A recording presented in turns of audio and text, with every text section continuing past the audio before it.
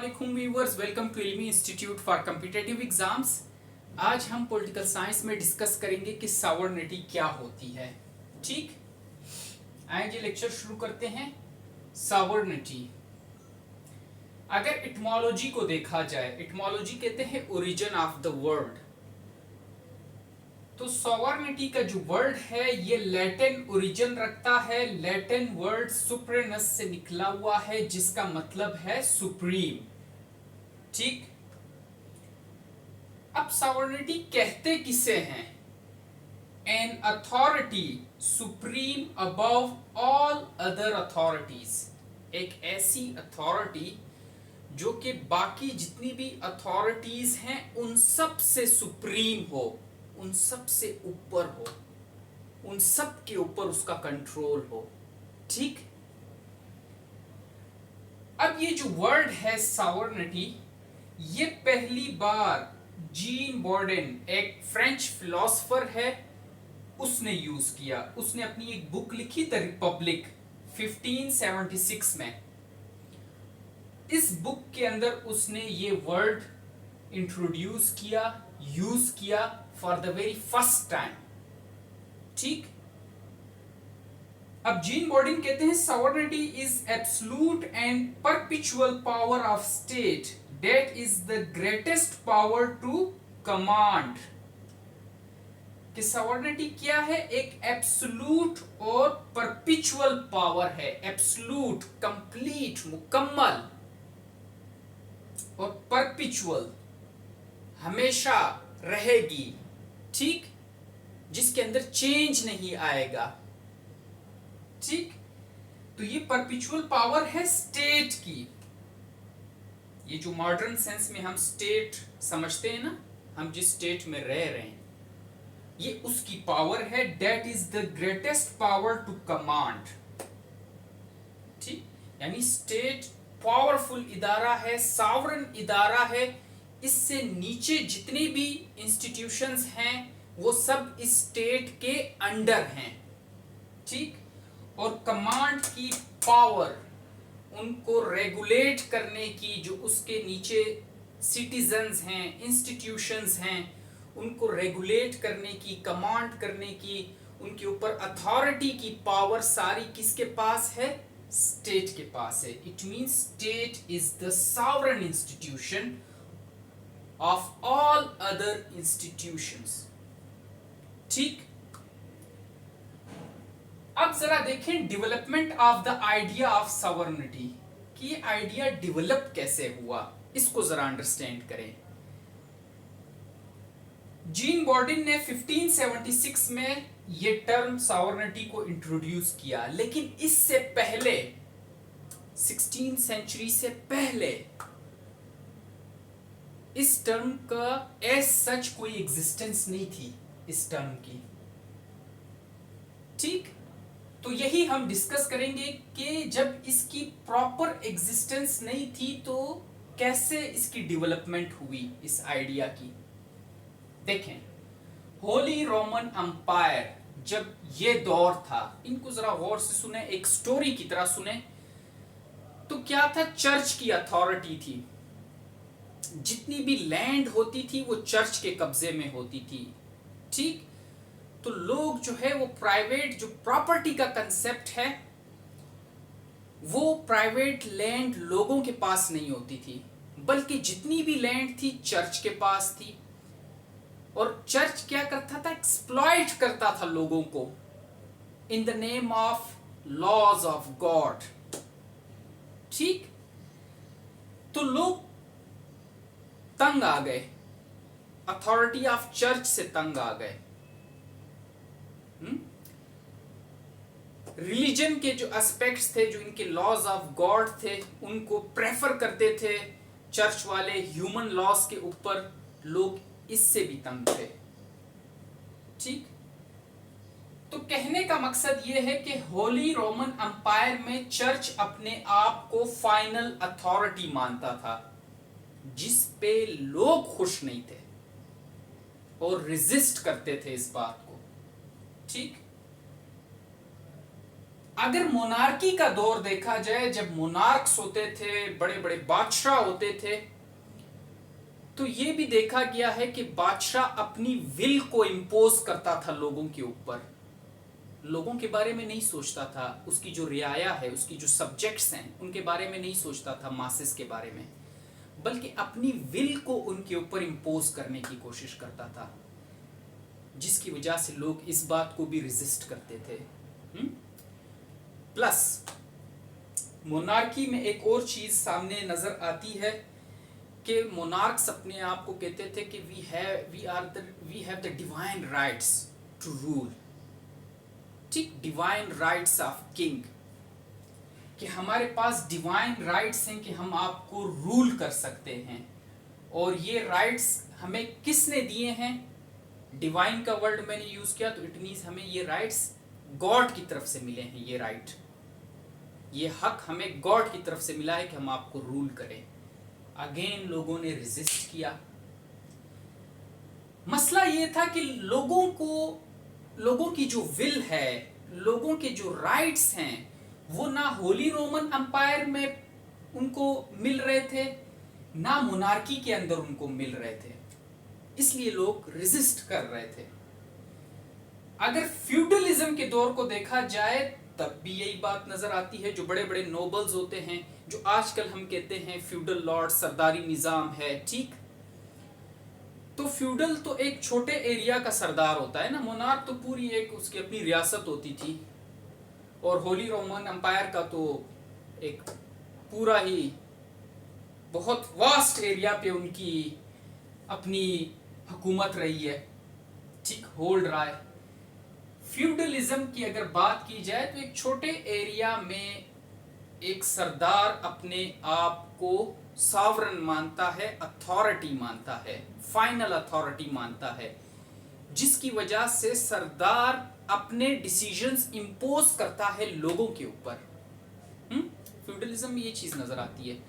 लोग इस बात को भी रेजिस्ट करते हैं क्योंकि वहां भी फ्यूडल लॉर्ड्स लोगों की विल को, लोगों के राइट्स को प्रोमोट नहीं कर रहे थे, उसके लिए काम नहीं कर रहे थे, लोग रेजिस्ट करते थे। ठीक, यहां तक बात समझ आई। अब एरिस्टोटल ने भी सुप्रीम पावर की बात की है, ठीक, लेकिन उसे टर्म सॉवरेनिटी का वर्ड उसके लिए यूज नहीं किया। वो कहता था कि यार एक सुप्रीम पावर होनी चाहिए जो कि अल्टीमेट अथॉरिटी हो, ठीक। थॉमस हॉब्स भी यही ओपिनियन रखता था। वो कहता था कि अगर लोग सोशल कॉन्ट्रैक्ट करेंगे, अपने राइट्स को वो इकट्ठा करके किसी एक के सपुर्द करेंगे, तो जाहिर है जिसके सपुर्द कर रहे हैं वो अल्टीमेट अथॉरिटी होना चाहिए उनके ऊपर। इसी तरह रोसो आया, वो कहता था कि जो अल्टीमेट अथॉरिटी है या जो सॉवरन है वो जनरल विल है। रोसो ने जनरल विल का जो टर्म है वो यूज की। और जनरल विल किसे कहते हैं? Will of the people. इस जनरल विल के अगेंस्ट क्या चीज आती है? Will of the king, king की मर्जी, ठीक। तो रोसो कहता था कि जनरल विल जो है ये सुप्रीम है, सॉवरन है, विल ऑफ द पीपल, ठीक। इसी तरह जॉन ऑस्टिन आया, इसने भी सॉवरेनिटी की बात की। ज्यादा हमें जो काम नजर आता है वो जीन बॉर्डिन और जॉन ऑस्टिन का नजर आता है इस सॉवरेनिटी के ऊपर, जो डिटेल्ड में बातें जिन्होंने की हैं। जॉन ऑस्टिन कहते थे कि एक स्पेसिफिक सॉवरन होना चाहिए, ठीक, जिसके पास अल्टीमेट पावर्स हों। समझ आई बात की? तो अब नेट रिजल्ट क्या निकलता है? हमने जो ये सारी चीजें डिस्कस की कि एक यूनिफाइड अथॉरिटी हो। अब अथॉरिटी तो होली रोमन एम्पायर में चर्च के पास भी अथॉरिटी थी, मोनार्की के अंदर किंग के पास अथॉरिटी थी, फ्यूडलिज्म के अंदर जो फ्यूडल लॉर्ड है उसके पास फाइनल अथॉरिटी थी, लेकिन अलग अलग है ना। अगर एक मोनार्क है, बादशाह है, तो उसी की रियासत के अंदर फ्यूडल लॉर्ड भी है जो अपने इलाके के अंदर फाइनल अथॉरिटी है। चर्च बना हुआ है होली रोमन अंपायर के अंदर, चर्च है, फाइनल अथॉरिटी उसको मानते हैं, लेकिन वहां पे जो किंग है वो भी अपने आप को फाइनल अथॉरिटी मानता है। ठीक, तो प्रॉब्लम ये है कि अथॉरिटी डिवाइडेड है। तो ये कहते थे कि यूनिफाइड, जो नेट रिजल्ट हम निकाल रहे हैं कि कोई यूनिफाइड अथॉरिटी हो, सिंगल हो, एक हो, must be acceptable by all, जिसको सारे एक्सेप्ट करें। No right to resist against such authority, और उस अथॉरिटी को रेजिस्ट भी ना किया जा सके। यहां पे आपने देखा होली रोमन अंपायर में चर्च को रेजिस्ट किया गया, होली रोमन अंपायर में किंग है, उसने अपने आप को फाइनल अथॉरिटी माना है तो उसको भी रेजिस्ट किया गया। मोनार्की में वैसे बादशाहत है तो उसको रेजिस्ट किया गया, फ्यूडलिज्म में फ्यूडल लॉर्ड है उसको रेजिस्ट किया गया।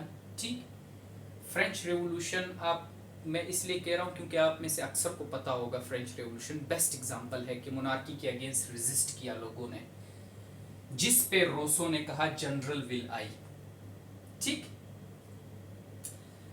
तो ये बातें हमें पता चलती हैं कि यूनिफाइड अथॉरिटी हो, must be acceptable by all, no right to resist against such authority. अब ऐसा एक कंसेप्ट हमारे पास आ रहा है सॉवरेनिटी का।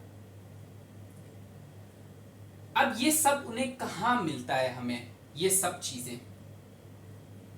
With the rise of proper modern system of state, ये जो मॉडर्न स्टेट का सिस्टम है, आइडिया ऑफ सॉवरेनिटी फ्लरिश्ड। जिस तरह ये मॉडर्न स्टेट का सिस्टम उठने लगा, ठीक, और ये जो मोनार्की है, फ्यूडलिज्म है, ये साइड पे होने लगे और स्टेट का सिस्टम ऊपर आने लगा, तो अब क्या है, सॉवरेनिटी का आइडिया भी इसके साथ साथ फ्लरिश करने लगा।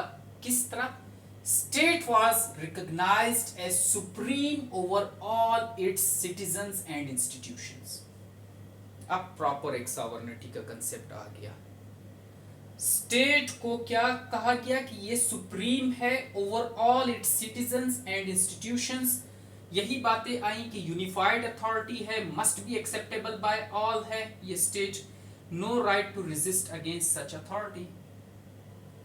तो आपने देखा कि सॉवरेनिटी का कंसेप्ट यहां से स्टार्ट होते होते यहां पे तो क्लियर कट, क्लियर टर्म्स में नहीं था, लेकिन आगे आते आते आते आते स्टेट पे आके जाके इसका आइडिया जो है सॉवरेनिटी का वो कंप्लीट हो गया। अब हम आजकल इस दौर में रह रहे हैं, तो जितनी भी स्टेट्स हैं हम उन्हें सॉवरेन स्टेट्स कहते हैं, और ये टर्म हम रिलेट करते हैं स्टेट के साथ। ठीक, अब सॉवरेनिटी दो तरह की, इसके दो एस्पेक्ट्स हैं सॉवरेनिटी के, एक है इंटरनल सॉवरेनिटी और दूसरा है एक्सटर्नल सॉवरेनिटी। इन दो एस्पेक्ट्स में से जो पहला है इंटरनल, यह है supreme authority over individuals and institutions with in its territory. अगर स्टेट को हम सुप्रीम अथॉरिटी कह रहे हैं, सॉवरेनिटी स्टेट के पास है, तो वहां पे इंटरनली स्टेट सुप्रीम अथॉरिटी होगा। जितने भी इंडिविजुअल स्टेट के अंदर रहते होंगे वो सारे के सारे इसी स्टेट की अथॉरिटी के अंडर होंगे। जितने भी इंस्टीट्यूशंस उस स्टेट के अंदर होंगे वो सारे के सारे इसी सॉवरेन स्टेट के अंडर होंगे, इन सब के ऊपर स्टेट होगा। एक आती है एक्सटर्नल सॉवरेनिटी, जो इसका दूसरा एस्पेक्ट है कि an independent entity free from external pressure और domination in its conduct to make its own policies. कि एक्सटर्नली भी स्टेट सॉवरेन हो, कि कोई और स्टेट उसको डोमिनेट ना करे या प्रेशराइज ना करे। किस चीज में? कि जब वो अपनी पॉलिसीज अपनी मर्जी से बना रहा हो। अब वो इंटरनल पॉलिसीज भी हो सकती हैं, वो दूसरी स्टेट्स के साथ रिलेशन के हवाले से भी पॉलिसीज हो सकती हैं। कोई एक्सटर्नल प्रेशर या डोमिनेंस ना हो किसी और स्टेट की।